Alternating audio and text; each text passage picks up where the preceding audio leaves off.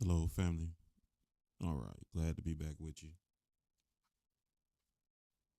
Trying to make sure we got some sound. All right. Well, the mic is working, the music ain't.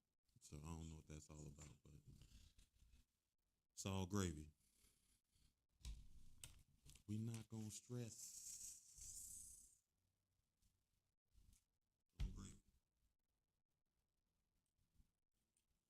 I made a couple of changes.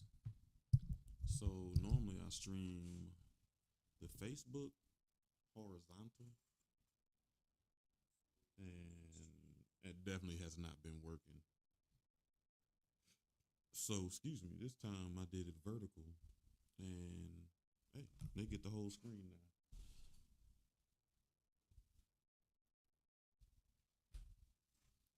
All right. You know how it goes. We live today. We moved on to the power of suggestion, but we're going to do our routine with some breathing exercise. We're going to try a new breathing exercise today, though. Um, so we're going to do breathing exercise and visualization. And hmm, appreciate you, Terrence, for being here, brother, as always. We about to do the visualization. Some of what we talked about last night gonna come up too, man. Last night's conversation was very good. I don't know if you knew or you haven't been here before, but Monday nights I'm a part of a group called Strength and Brotherhood, and we have our men's meeting on Monday nights. So this Monday was a powerful meeting. Not to say that all the other ones weren't, but yeah, it was definitely a powerful meeting. I enjoyed it thoroughly. So we're gonna try a new breathing exercise, and it is 478.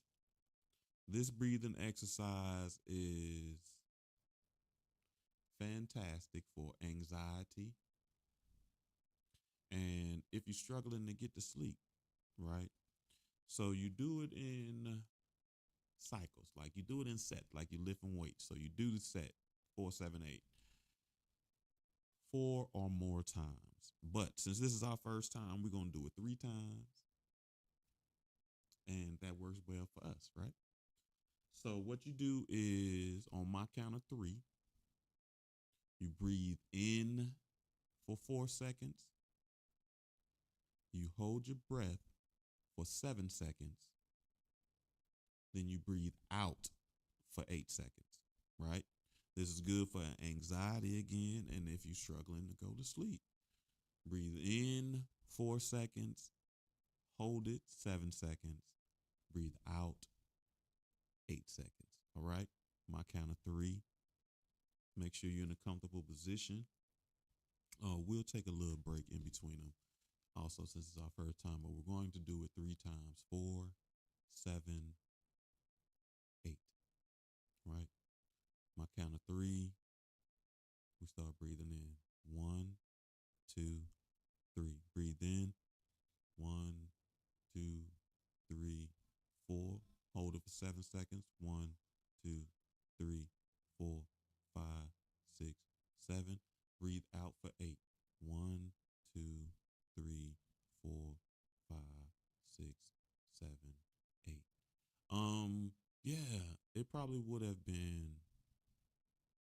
a very good exercise for you on yesterday. But now you got it, and a part of this process is learning tools and getting new tools that helps us. So Facebook comments don't show up, which is crazy, but someone said that it would have been a breathing exercise that would have been beneficial for them with the day that they had yesterday. Okay, one more time. Well, we're gonna do it again. Breathe in for 4 seconds, hold it for 7 seconds, breathe out for 8 seconds. My count of three. 1, 2, 3. Breathe in. 1, 2, 3, 4. Hold it for 7. 1, 2, 3, 4, 5, 6, 7. Breathe out for 8. 1, 2, 3, 4, five, six, seven, eight. All right. Last time. Breathe in for 4, hold it for 7, breathe out for 8. My count of 3. 1, 2, 3. Breathe in.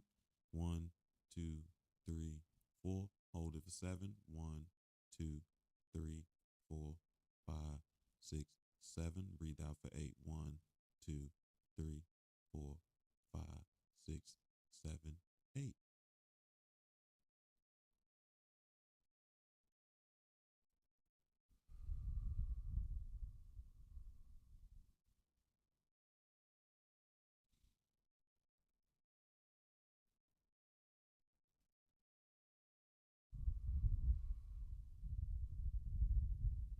All right, so I had to do it myself because, I can't do it with y'all, so I just got to lead you through it.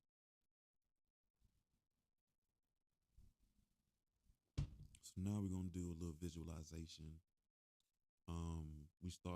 We're back on the root chakra.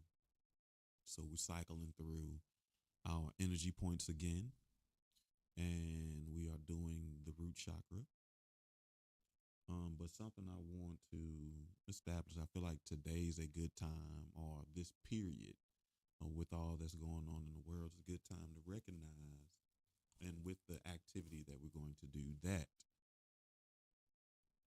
everything that is in this world, the chemicals, are part of you. So you are literally made of the exact same chemicals as the stars, as the grass, as the dirt, your human physical form. And the easiest way that I always remembered this was chinops, which is a mnemonic device. Chinops, chinops, chinops, chinops. CNCHNOPS. CHNOPS. Chinops. That's carbon, hydrogen, nitrogen, oxygen, phosphorus, and sulfur.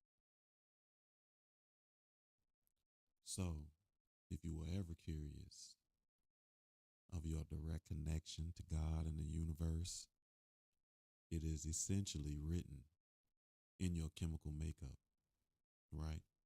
So close your eyes, and during book club, we did a visualization of a glass world. So I want you to take some time, take a deep breath, clear your mind of worries, clear your mind of to-dos, clear your mind of all thoughts, where you're sitting there with a blank mind. And as you're sitting there, I want you to begin to construct a world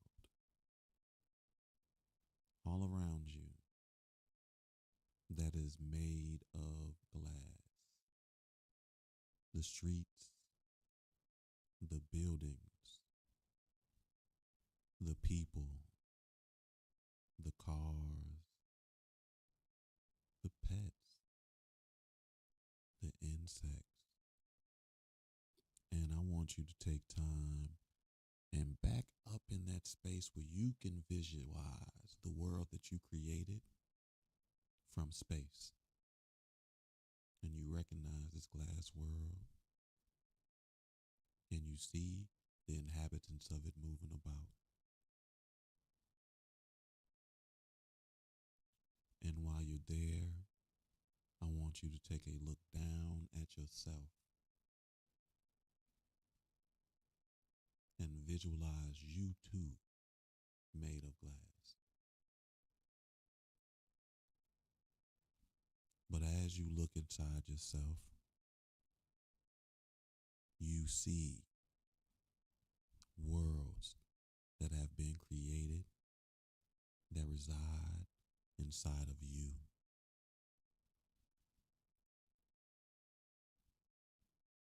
You see all the systems You see your nerve system.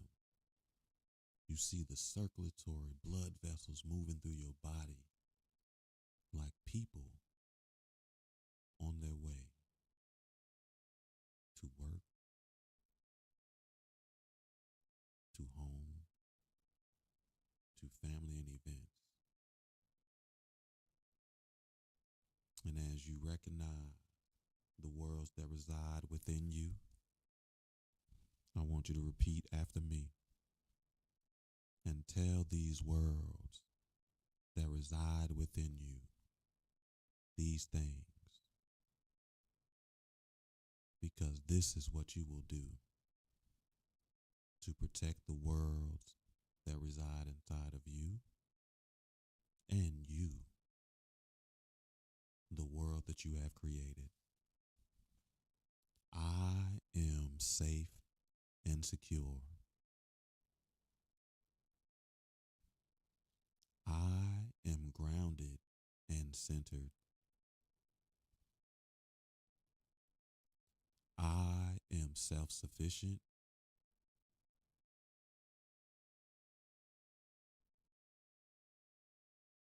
I am financially secure.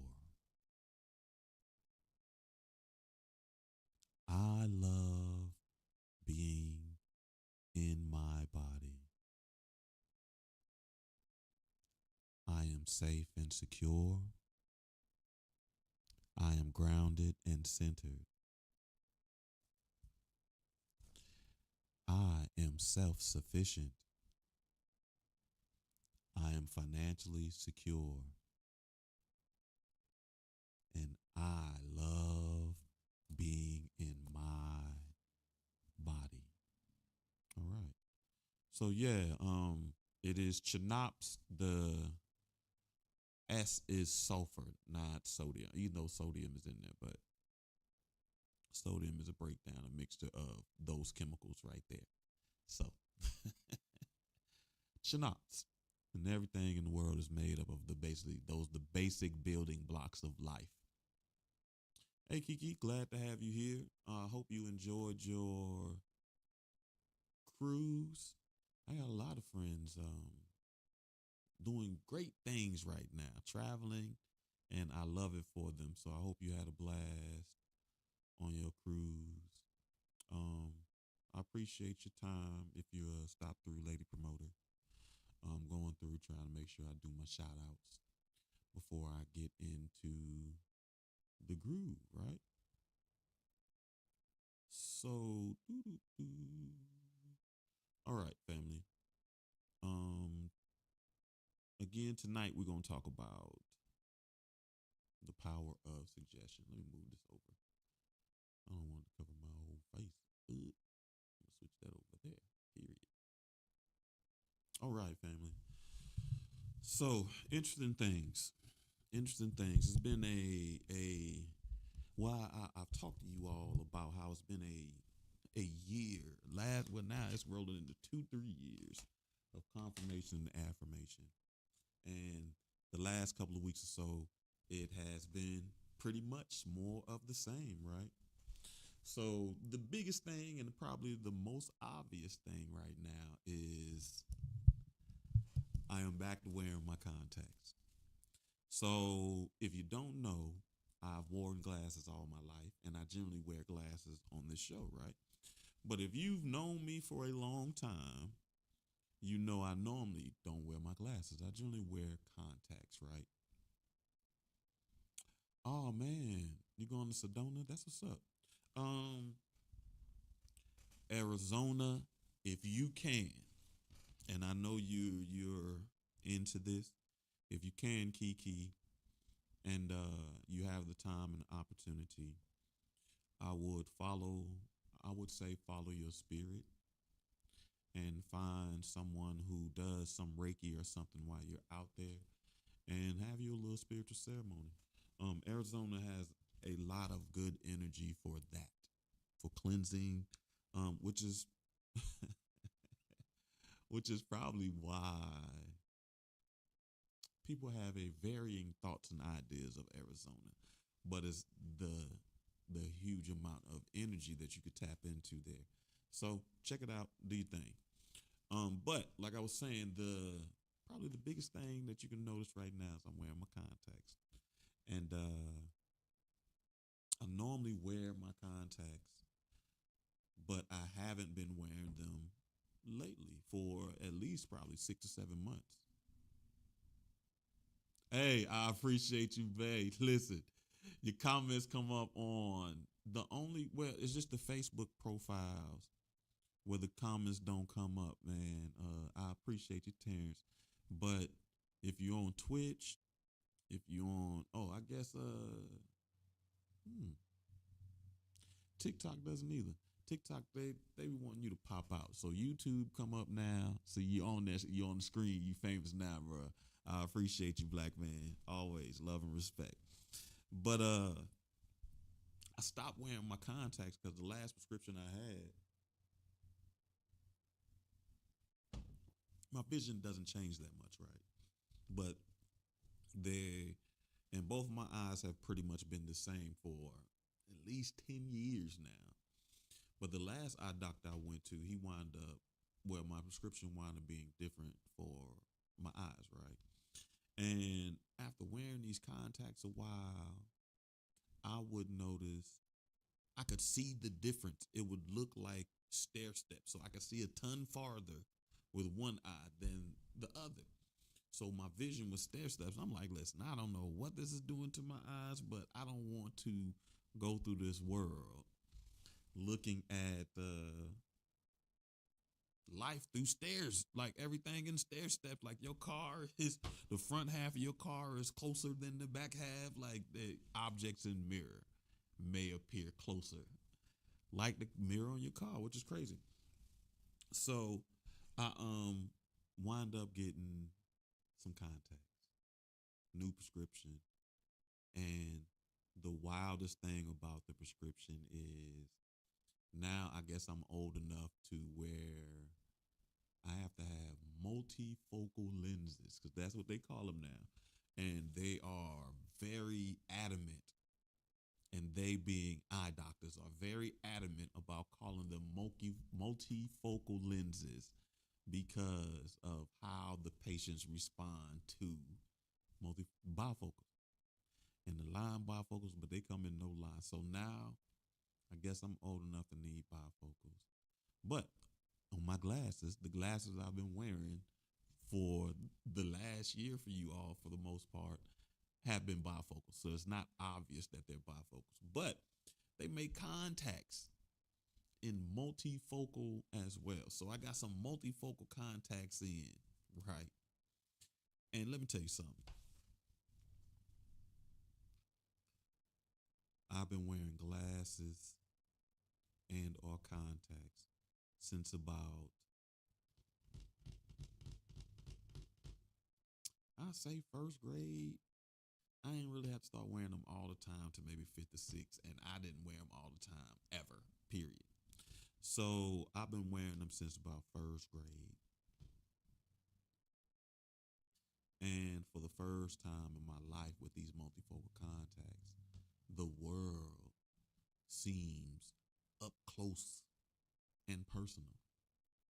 Like the colors are brighter, everything is clearer. I can see in ways that I could not see before. And it really put things into perspective about how needing glasses is really a disability.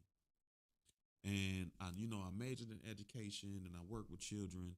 So we learned that it really does change how children develop in the sense that they spend a good portion of their a very important developmental years looking at life as a blur.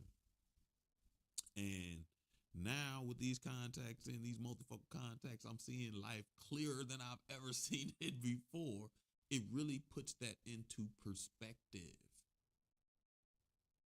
on how I've navigated life, knowing and consciously being aware that my eyes, my physical eyes, can deceive me. I had a biology teacher and a mentor, and he was just everything to me for a period when I was in college. And he used to always say, believe none of what you hear and half of what you see. And that really put this into perspective because I recognize that wearing glasses is an impairment. I did not recognize that as a disability until the world became this bright to me, right? Now, the gift and the curse about this is I started thinking about recognizing this. I started thinking about how or what did I do to adapt to seeing life in a blur? What other senses did I develop or strengthen to navigate this world, knowing that my eyes can deceive me because I'm seeing life in a blur? And one thing that's funny, when I do spiritual trips for people, I generally don't have my glasses on. And I have one friend that I've done a spiritual trip for, and they one of the things that they're working on within themselves is this nurturing spirit. And nurturing spirit is good, but you flip that coin over like we talked about, it can have you mothering people who don't need to be mothered. Right? So when they're on their spiritual trip, they're always concerned about my glasses because they want to make sure that I'm able to see. And the thing about it is, when I'm doing that type of work, I don't need my glasses. I can see life ultra clear when I'm doing spiritual work. So I made that connection. What I realize is a lot of people struggle in math. So when people tell you that you don't use math every day, you do. Life is a series of word problems, and we use algebra all the time to solve for X. So I made that connection. One of the skills or the senses that I probably developed is my spiritual eye. I had to navigate life through being able to sense things and see things that most people can't see. So I had to be able to, where other people can see the obvious and it to be clear, and I couldn't. I really had to develop my senses of feelings. And it's funny because I say that I'm a sensitive person, but I never made the connection that the sensitivity was connected to my eyes, right? And developing a skill set to navigate life. And it's funny, what made me really think about that is how blind people do it. Because they say, well, I'm laughing because I'm thinking about when I was in the classroom, not laughing at blind people. They say blind people, since they can't see, they develop other senses. Their other senses wind up being heightened, right? And I'm laughing because when I used to be in the classroom,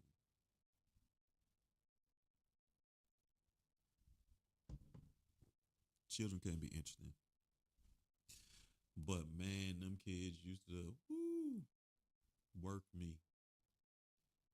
But I used to hear everything. And them kids used to always talk about it behind my back. And I'm listening to them. They'll be like, don't do that. You know he can hear you. He hear everything. So, and you know, kids, they think that you can't hear them talking about you, but I definitely can hear them talking about me. So I want to say all of that ties into something that you can look within yourself and see ways or things that may have been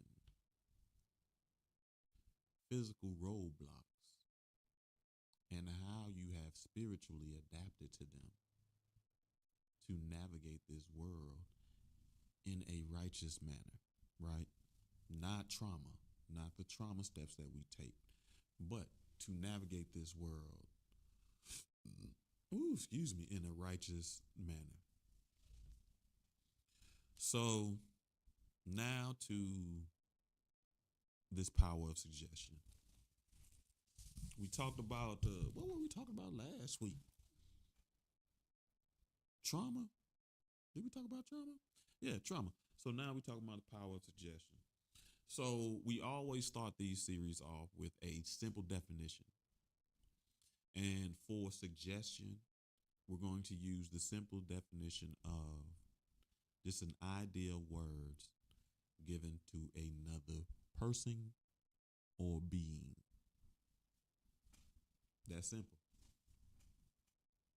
Suggestion. Simple an idea or words given to another person or being. And I don't know if you're with us on Thursdays, but Thursday nights we do the book club and we are reading The Alchemist. And one thing that The Alchemist has helped me to see is how we can tie in book club more into our healing journey. Book club, because right as of now, we have been treating them separately. Because book club addresses our healing journey through reading and connecting to our child. But we weren't connecting it back to the show. And I started doing that last week. But we're reading The Alchemist. And we're at a part now where a character comes up that came up in the book that I think represents a perfect example. Well, his story in the book is a great example of the power of suggestion, right? So the main character, he winds up getting a job in this town at this crystal shop. And he was working with this man who initially when he opened his crystal shop, and crystal, he says crystal glasses, crystal, whatever you can think of, crystal vases, whatever you can think of, crystal. So it's a crystal shop, right? And the guy, when he initially opened that crystal shop, he was making money, hand over fist. And his shop sits atop of the hill. And initially, when he opened his shop, there were shops all around him. So it made sense for people to walk up the top of the hill to look at his shop. There were a bunch of stores up there. But as time went on and things changed, many of the shops at the top of the hill with his had closed. And his was one of the few remaining shops. And when all that happened, of course, you know that affects his income. So he's not getting as much money, right? And so he's comfortable with that. He's living his life. He owns a store. His routines are working for him. Even though they are not increasing his income income has decreased, he still feels though that these processes and steps are still working for him.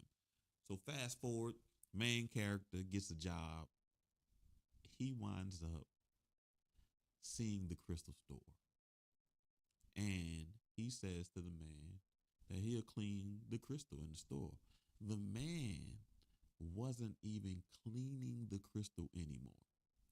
That's how accustomed and routine he became, because he thought he would not see that many customers. He wasn't even putting his best foot forward anymore. So the main character cleans all the crystal for him, right? And then the character has an idea.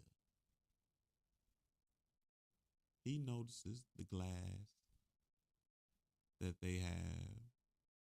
It's beautiful crystal glass. And all the stores at the bottom of the hill were selling tea. So the main character had the idea to sell tea in the crystal glasses that they have, right? Simple suggestion, or so it has seemed. But the suggestion created certain levels of turmoil inside of the shopkeeper because he was so accustomed and so used to everything moving at this one pace. He wasn't getting many customers, wasn't going to be much growth for him, but he was okay because he had achieved one of his dreams. He owned his own store and he knew everything there was to know about crystal. So he battles within himself, even though the suggestion was good for him. He was so used to functioning in a negative way, negative to his spirit, that even a good suggestion, good for him and his soul, his business and his wallet, his dreams and his spirit, he still had to struggle with that suggestion. But he gets over it and they decide to start selling tea in the crystal glasses that he has in the store.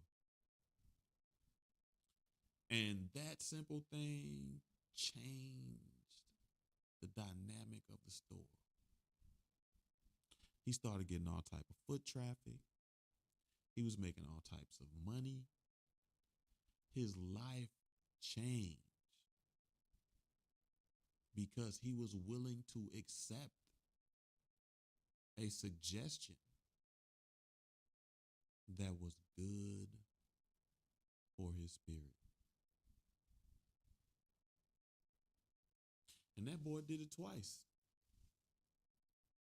To show the power of suggestion, it happens again when the main character suggests that he gets a display case for outside.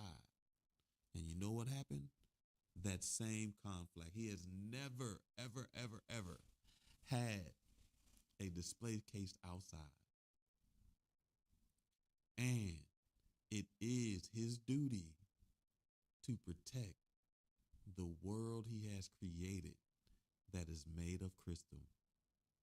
And all that he could imagine was it being outside and it breaking. But he fought that battle and he accepted that suggestion and they put a display case outside. And now he's getting more customers than he ever, ever, ever imagined. And a pivotal thing about this shopkeeper is he wanted to buy land and building. But he was comfortable doing what was familiar for him, that it kept him from achieving his own dreams until someone came and gave him the right suggestion. To go a little deeper outside of The Alchemist, because you may not be reading, hey, are you getting all these voter registration things? Because they are going ham sandwich for me. I'm sorry, I don't know if it's like that for you, but they are ham sandwiching. I mean, they hit me on all my numbers.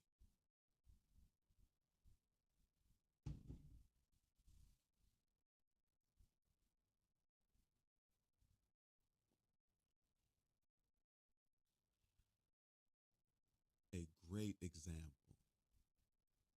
that I think that reflects the power of suggestion is one that many of us have heard, whether we are Christian or not.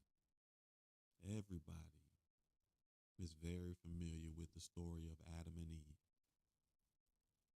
And we're not going to get too deep into the story itself or any of that, but I am going to talk about it in a way so that we can recognize the power of suggestion and to add a new perspective of our role.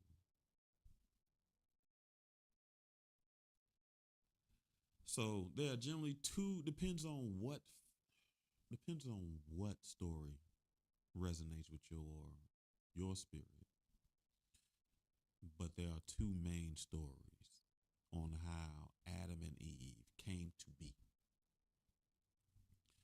And there are multiple stories in multiple cultures that have Adam and Eve figures that are older than Christianity at times. So this story is in many traditions and many cultures. But one is God created Adam and Eve when he created the animals as well.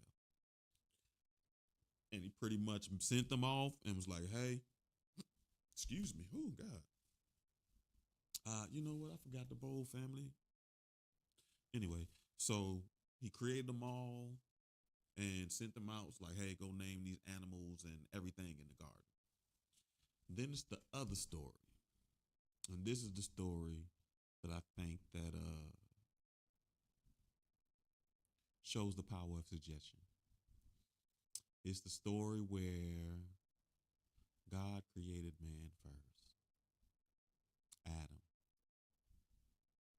And Adam was working and doing God's business, naming the animals in the Garden of Eden, tilling to the land. And God felt like that was unfair, for a lack of better words. And he felt as though Adam needed a helpmate. So he put Adam to sleep, took a piece of his rib, and you know what? And created womb man. Right. Now, a pivotal part of this story that I left out is how Adam was made. He was fashioned in clay, and God breathed breath of life into him. Right. And that's powerful because the breath of life is a living suggestion. You too can breathe the breath of life, suggest life, or you can breathe the breath of death, suggest death. Words are very powerful. So he breathed life into him. Now, Adam and Eve chilling in the garden. One day, Eve runs up on a serpent. And in some cultures, they say it's a snake.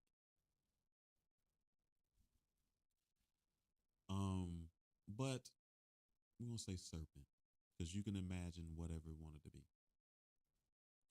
And in this garden, God only told them, don't eat. Told scratch. He told Adam, do not eat from the tree. They can eat anything else in this garden, anything else, grass, and anything you want except from the tree of knowledge of good and evil. So Eve's out there, and serpent tells her, hey, long story short, hey, don't you want to eat from that tree?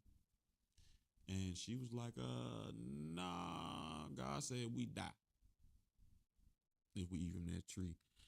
Serpent was like, surely you won't die.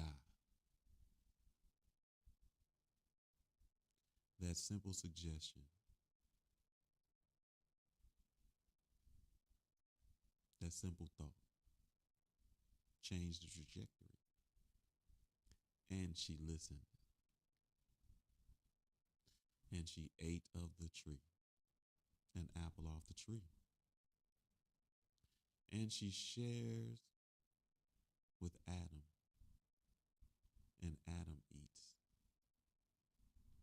One reason I don't like to say it's a snake because for our own healing and our own journey, we like to say a serpent. And a serpent can infiltrate your thoughts and ideas. When it's a snake, we put this outside of ourselves. And it's funny because we see it online all the time. That serpent was intrusive thoughts. It was an idea, a spark, a curiosity, a suggestion. The serpent itself serves as a powerful suggestion that resides in us. The intrusive thoughts, the negative side, the darkness in which light comes forth. We start off in darkness, right? So the wild thing about this story is God asked Adam, did they eat? And like a kid, it's already obvious they ate because now they covering themselves when they've been walking around unclothed. And immediately Adam says, she did it. He blames Eve. And one of the reasons I like to use this story is, and I think we talked about it before, I talked to one of my OGs, and he says that he doesn't come from Adam's bloodline, right? Because of that scene right there, that scenario, when God asked Adam, Adam blamed Eve. And he feels as though he comes from a bloodline that would not have done that. And I 100% agreed with him at that point. I definitely would have said, I did eat the apple in an effort to protect our woman. Now, the reason why I use this story is because the caution is in it, a new perspective on Adam and Eve. As for a role as a man, it is to protect. And that story serves as a cautionary tale on how easy our own negative suggestions can create a chain of events that we try to avoid, a self-fulfilling prophecy, and how easy it is for us as men to forego our responsibility to protect our women. A simple suggestion. When she came to us with that apple, that was our time to protect her. When the serpent saw her and began to suggest those opposing thoughts from what God made her to be, that was Adam's time to protect her. I think that story shows our spiritual responsibility of protection, and it conveys how easy and simple our own fears can change the trajectory of our lives, right? So where we at? Oh, we are like 10 more minutes.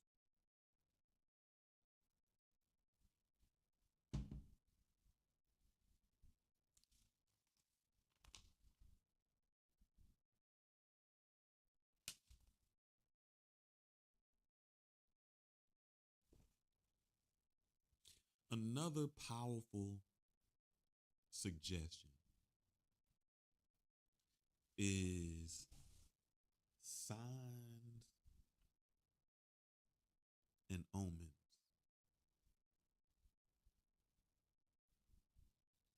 and the ability to be able to recognize them. For example, in the story about the crystal shopkeeper, he didn't know that boy from anywhere, but he had a normal routine, and no one generally comes up that hill. And this day, a boy comes up the hill and comes to his store. He recognized that that was a universal suggestion.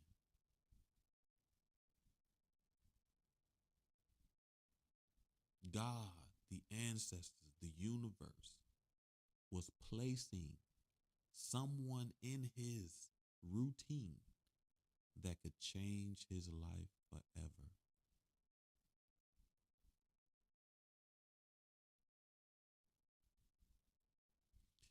And even though it was difficult for him and he had to have a battle, an emotional and spiritual battle within himself, he still was able to accept that universal suggestion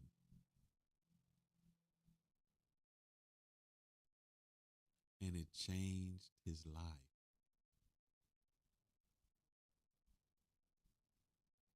So I'm saying these things so that we can start recognizing our universal suggestions.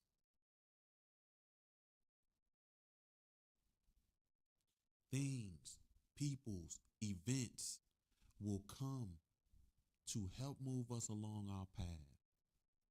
We just have to be willing to accept it. And as I think about it, outside of the major stories, just to bring up now, we were talking in the men's group and something I didn't know. On the East Coast, we've been dealing with hurricanes, which is a normal thing. And but we're getting back to back hurricanes right now. And what I didn't know, which is funny, so hurricanes involve water and wind.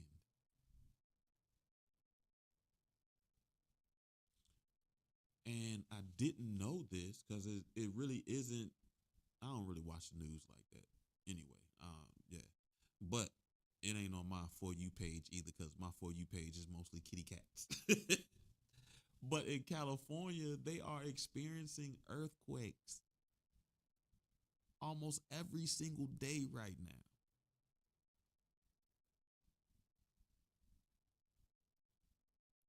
That's Earth. And somewhere, and I'm willing to believe, fire is doing this work as well.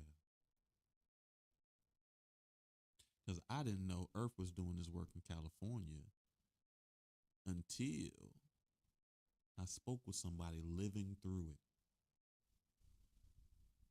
Right? Best news ever. Like my homeboy said, north, east, west, south. You have you somebody in each of those locations, and you'll have the best news ever. So I'm willing to bet if earth, wind, water are doing this work, fire is too. And that's to say that these are signs and omens that it is time for us to do some work, some shifting. The earth is doing it, and we are inhabitants of the earth. We need to do some shifting. We are spiritual beings on the earth. We need to do some destroying. so we can make space to rebuild and build better than what was there before. And outside of that, it's major solar flares coming on now too. And I've been hearing a lot of things about the solar flares, so I won't get too deep into that. But there are theories that say that it is trapped energy that is aiding in some of the shifts that are occurring in Earth, on Earth, and in us as mammals made of mostly water, fire, earth, and wind, right? We are the main elements. And there are others that we utilize as tools outside of those main elements, like love. Excuse me. So,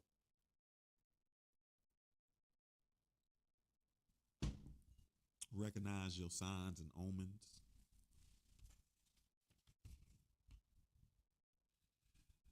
Understand how powerful suggestion is. And to wrap this up, I'm going to talk about the recognition of a gift that I didn't even know we had, family, until reading The Alchemist, right? So if you remember,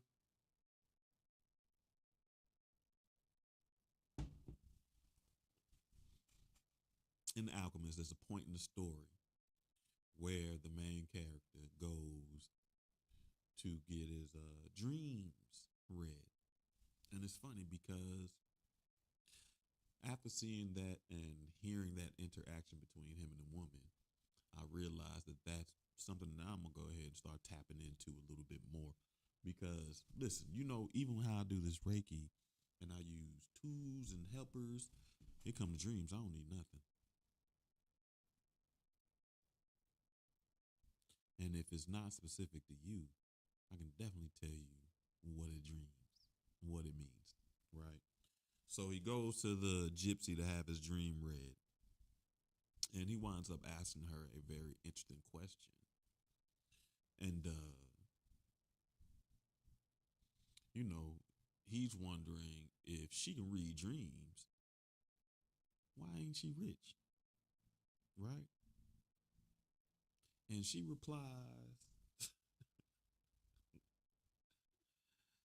I can read dreams. I don't have the power to bring dreams into reality. And as he stood there, he missed that, but I caught it. And it's been on me and on me and on me. And it's because we've been doing it so long, family, that we didn't even realize that it was a gift. Think about how many things in your life that just started as an idea. Just a thought. Think about all the people that you interact with who have thoughts and ideas. Now, think about all the thoughts that you have grabbed from the ether, grabbed from your brain, and brought into existence. And think about all the people who cannot do that.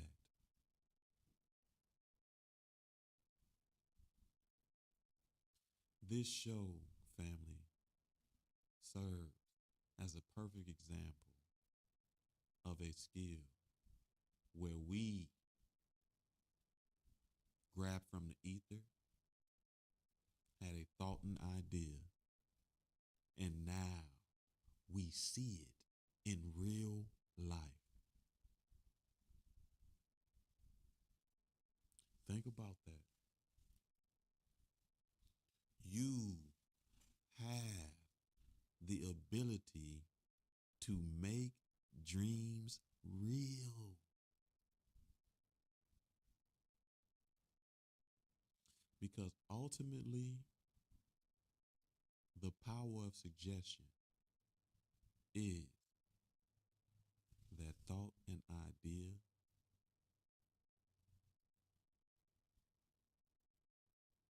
made reality. That's how powerful suggestion is. And that's how powerful you are, right? Okay, family. I think we've had a great conversation this week. We've definitely, I think we did a good job covering the power of suggestion. I think thinking about Adam and Eve in a new way and putting the serpent inside of her